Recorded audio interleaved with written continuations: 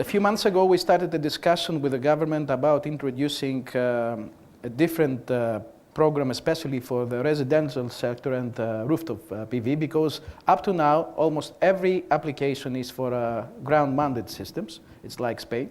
And we agree with the German presentation that if you want a healthy market, it has also to be to cover different areas of this market. So the government has promised that by the end of this year, they will have a separate program with a different feed-in tariff, especially for rooftop PV. They have a target of 750 megawatt. We don't know for how long this will be. We don't know if it's for 2020, and we guess it's for 2020. And also this feed-in tariff, which I will explain what it is, it's a very good and high feed-in tariff, will be valid and guaranteed for 20 years. I think that with all these negotiations, what we actually got from the government were two things which are the most important for us. First, we got rid of the cap, and now we have a market which, in theory, doesn't have a cap. In the worst case scenario, the cap has increased from 800 to almost 4.5 gigawatt with these figures. And we also clarified what was seemed to be a problem for investors. We now have a very clear, and this is stated in the new law, 20-year guarantee for the feed-in tariff, because some bad guys were actually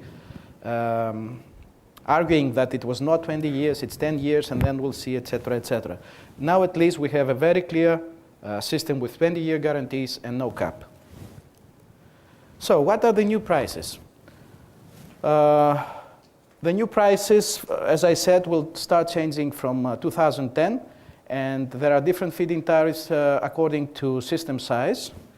The main figures that one should think is the 40 cents, euro cents per kilowatt hour for big systems, 45 euro cents for medium-sized systems, and the autonomous grid islands have 5 cents more. And then we have this regression, which, as I said, is 1% per month, which is more or less 10% per year until 2013, and then 0.5% per month for 2014. As of that point, the Greek authorities think that we should have reached the grid parity, so the price they're suggesting after 2015 is 30 to 50% more than the actual retail electricity price of that time.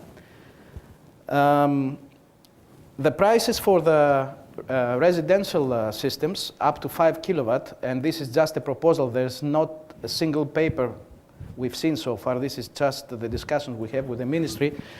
They promised to give 52 cents for residential systems and 42 cents for rooftop PV for the commercial sector, which will be decreased by 2% per year. And as you can see in these graphs, where we compare the suggested Greek feed-in tariffs with the new German feed-in tariffs, you can see that for big systems, for example, obviously the Greek tariffs are much better than the German ones. And you should also add the grant, the 40% grant to this, and plus the fact that we have better insulation. In practice, this means that financially speaking, the Greek incentives are twice as much as the German ones. And this sounds very good, but please be aware of the Greeks bearing grants. I don't think that the grants will last forever, and my best guess is that they will be at least there for a couple of years. To be honest, the PV industry doesn't want the grants, and we started saying it vocally. We want a much simpler market based only on feed-in tariffs. But as you realize, we have thousands of investors who dreamed for these grants, and it's very hard to abolish them in one night. When you see the comparison for the rooftop system, again, comparing the Greek tariffs with Germany, obviously, after some time, the Greek tariffs are much, much better. To be honest, I don't believe that this regression of 2% will last forever again. And my best guess is that in a couple of years, we'll have a new Greek feed-in tariff, which will try to see what the situation of the market will be at that time and change things again. But in the meantime, what everybody agrees on is, even the bad guys in Greece, is that at least for the coming 2 years, we'll see a rapid growth of the market, and for the first time we'll have some serious volumes, which will make the Greek market lucrative for potential investors. Obviously, what I have shown so far is a compromise between us, the government, and the authorities. And as any compromise, it's not the perfect solution we would like to see. At least we agree as an industry, as Greek industry, that we would like a much, much simpler system, similar to the German one. As I said before, still, even after this revision, our major problem is bureaucracy.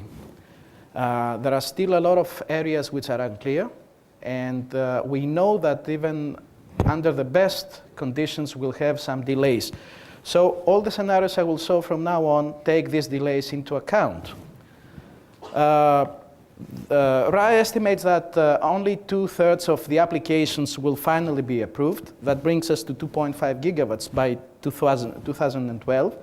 And in the scenarios we have, we estimate that only 2/3 of these approved systems will actually be realized, which I think it's a fair thing to say. That means that 45% of the initial applications will be realized as projects.